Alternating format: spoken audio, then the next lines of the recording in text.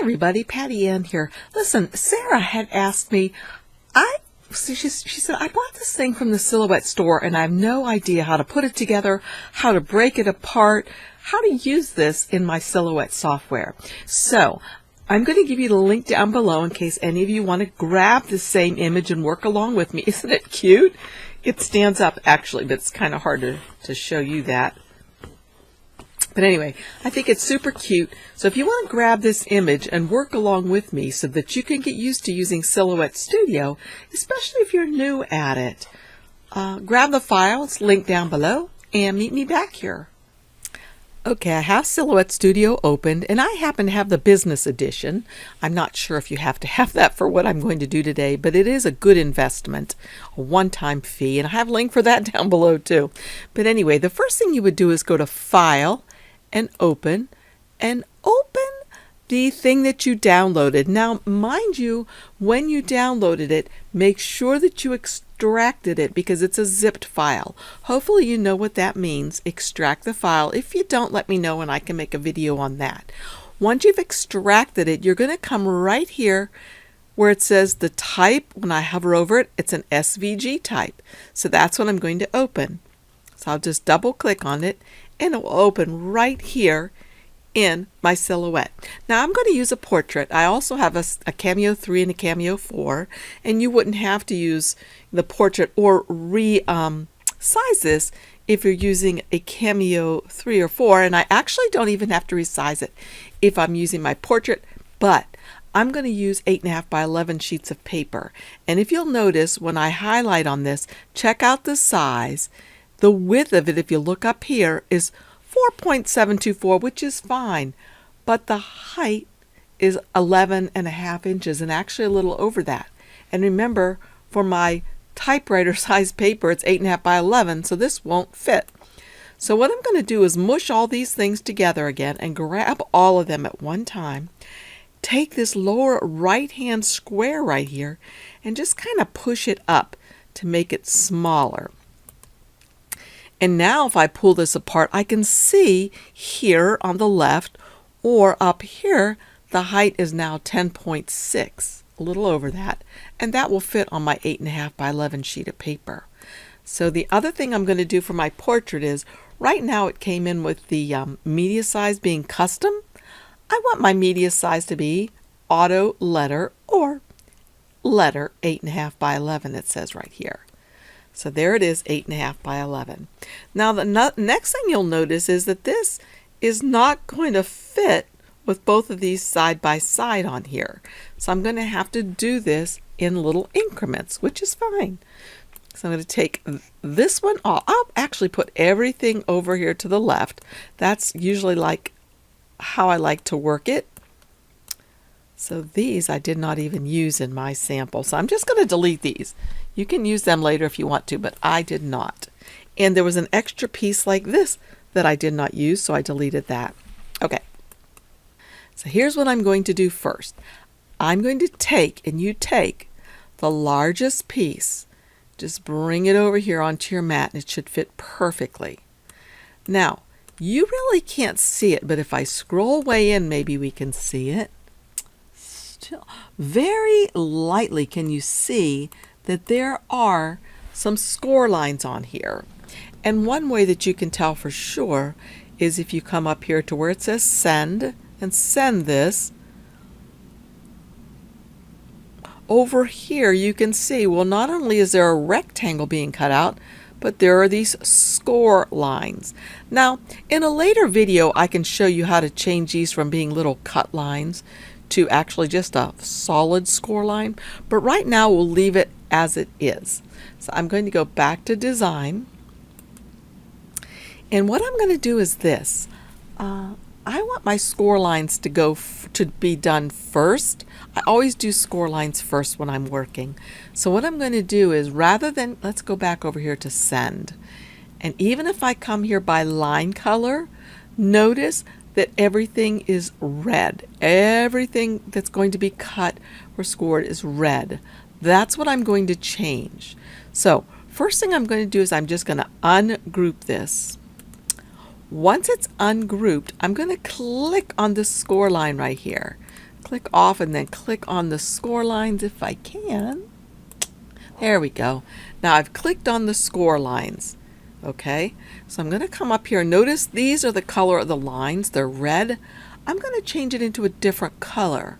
So you come up here now to the line area and change yours to maybe a gold or whatever color you like. I made mine gold so they'd show up well. See that? So that's perfect. That's exactly what I wanted. Okay, the next thing I'm going to do is see if any of these other pieces will fit on that same piece of green paper. And this one will not fit because it goes outside of this red line right here.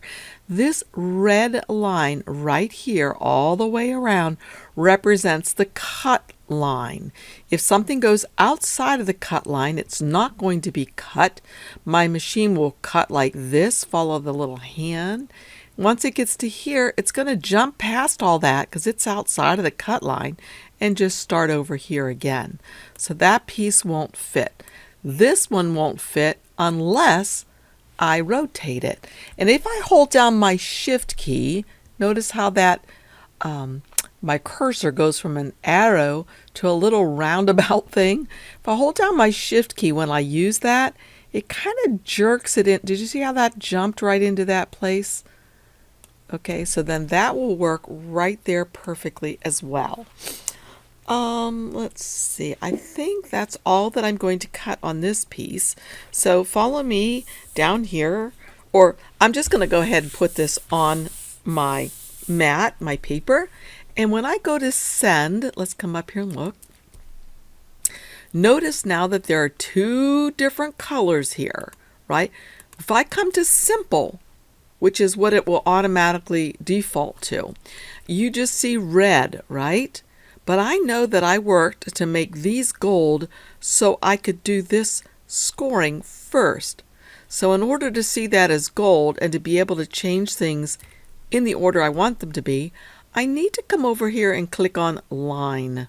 When I click on line, that's going to show the different line colors that I have. So now I have red lines and I have goldish lines. Remember I said I wanted to do the score first, so I'm going to uncheck this, the red one, because anything that's checked will be the only thing that's going to be cut or scored right now. I have cardstock textured heavy.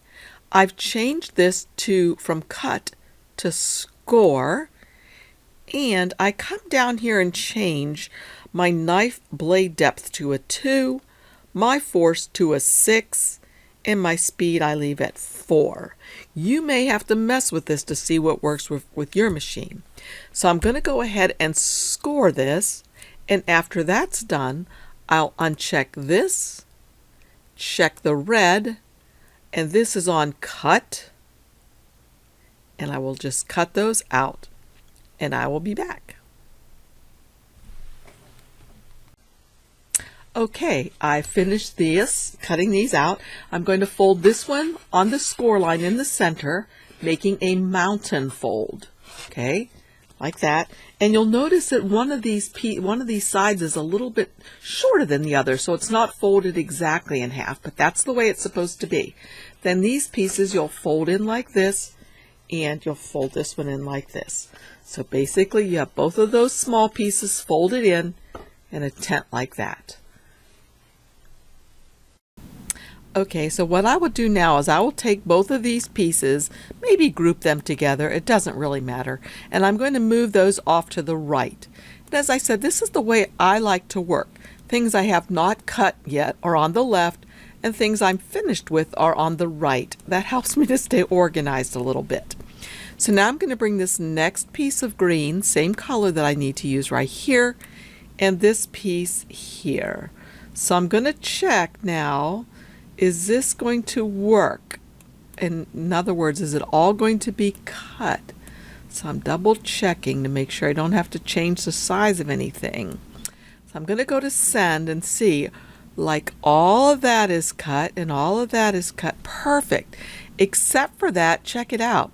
All we have are the red lines again, and we're wanting to do the score lines first. The reason why I do the score lines first before I cut is sometimes If I cut first, I've noticed sometimes some things have a tendency to shift on my mat if I don't have a very good mat. So I always like to do my score lines first. So I'm going to go back to design.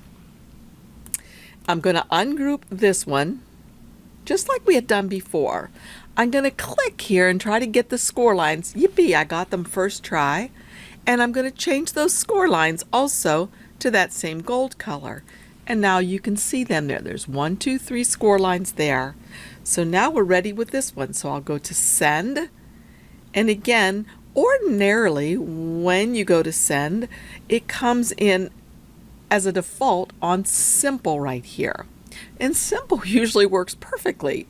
But I want to cut by line color. So I'm going to click on this and I'm going to uncheck this one because I don't want to cut first. I want to score first. And my gold is still on score. I still have exactly what I wanted before. A 2 for my blade, my force is a 6, and my speed is 4. Again, you'll need to test this for your machine because I have no idea how old your blade is. If it's very, very old, you know, when it goes to cut, it may not cut very well. You may have to adjust. If it's brand new, it may cut the score lines too deeply. So you'll need to check with your blade, your machine, and have it set up right. Anyway, I know mine's set right now because I've already done the first page. So I'm going to do this one now, and I'll be back. Okay, here are the next 2 pieces that I cut out. Remember, this one had a score line here, here, and here. So what you're going to do with this one is the very first score line at the top, you're going to bend it into a mountain fold, just like that, mountain. This one is going to be, let's see, let me double check, a valley fold. So you do mountain, valley. That's a, okay, so you see that? That's a mountain fold. It goes up like a mountain. This is the valley fold, and this last one right here will be a mountain. So you have mountain fold, valley, mountain. And that's all you need to do with that. I'm going to group that back together again before I move it. And if I want to, I can group both of these pieces together. Then I'm going to move them off to the right because I'm finished with those, remember? So now I'm going to do this one, the Irish Wish You Were Here. And this is the same color. And I believe I will make his little tummy, this part right here, the same color. But I'm not able to grab that yet. So I've obviously got to right click and ungroup.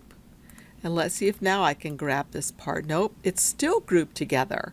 So I got to right click and ungroup again. And now I can get that piece and put it over here. So they're all kind of matching the same color. So I'll just leave these like this. Now, one thing I'll tell you I discovered is I tried this 2 times. The third time was the charm. I had to change how much pressure there was on this. So let's go to make this or send it, and I'll leave it all as just one color because that's all I need to worry about. But here's the thing, the force I wanted to change so that it was lower, which it already is. It's a 6, right? Because if it was too much force on this, it kind of smushed up the paper and it kind of tore it a little bit.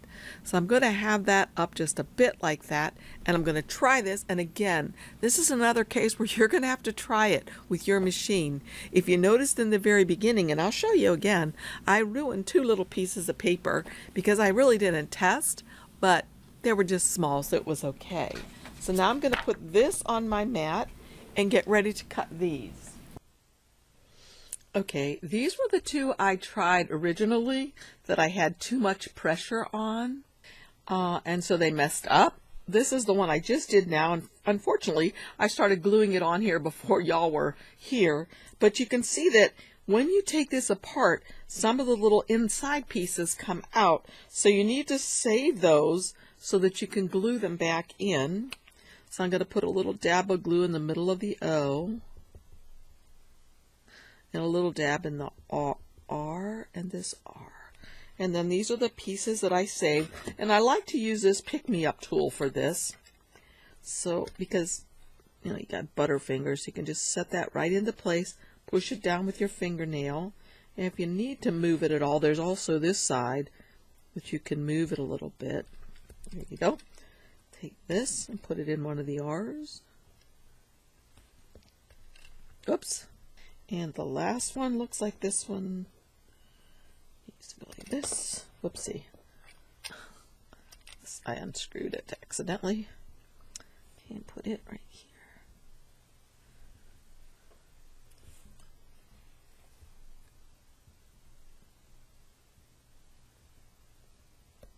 Okay. So wish you were here.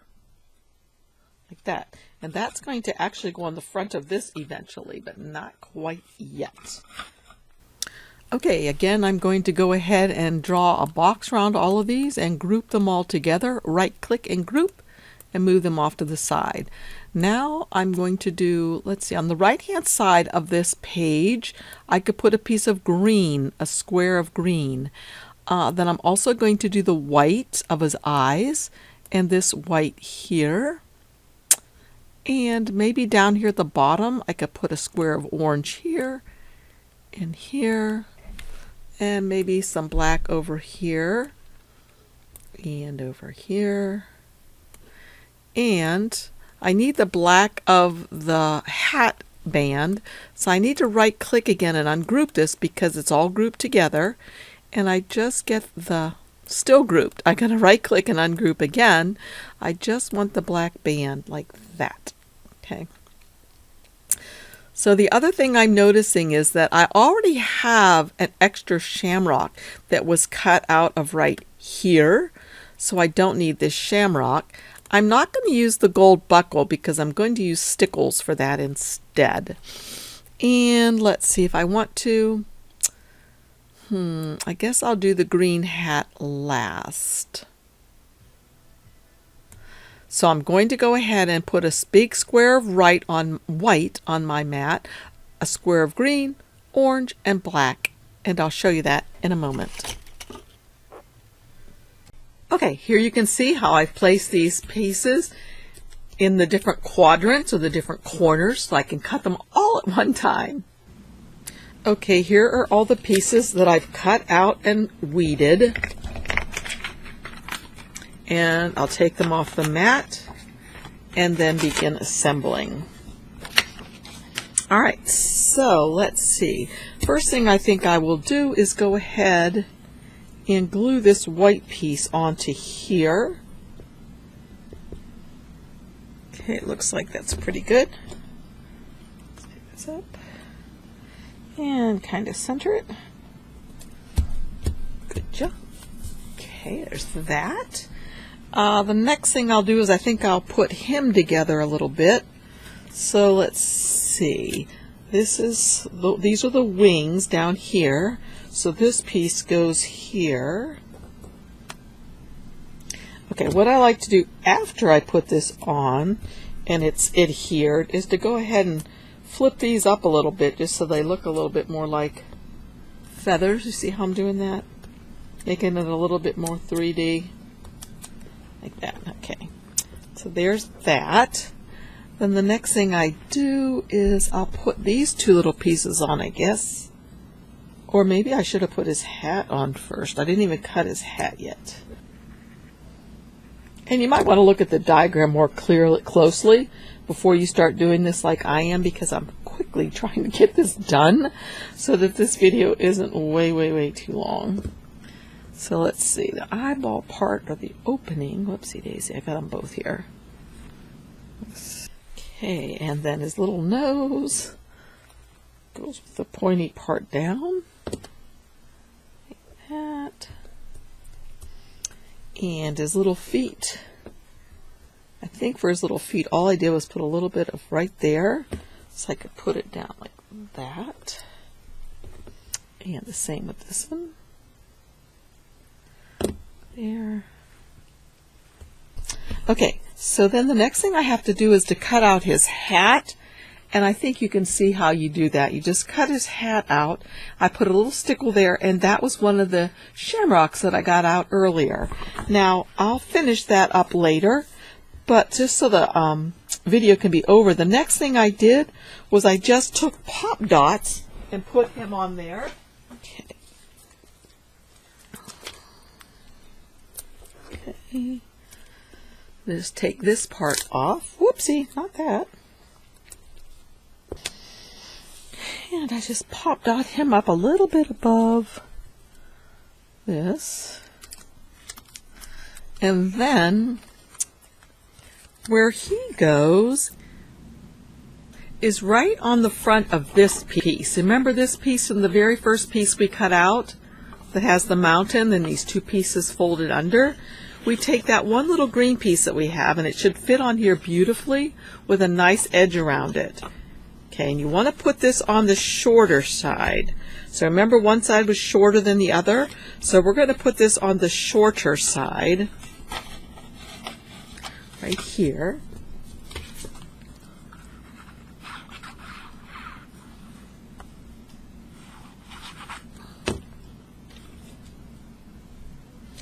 I'm working quickly, so I'm sort of making a little tiny bit of a mess. Okay, then he gets on here like that with his hat, which I'll put on later. Okay, like that.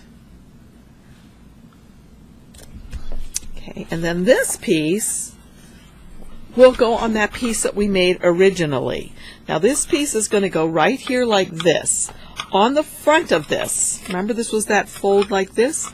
On the front of this is where we're going to put this.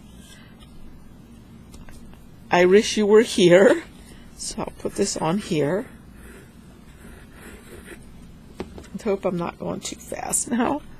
I wish you were here. Like that.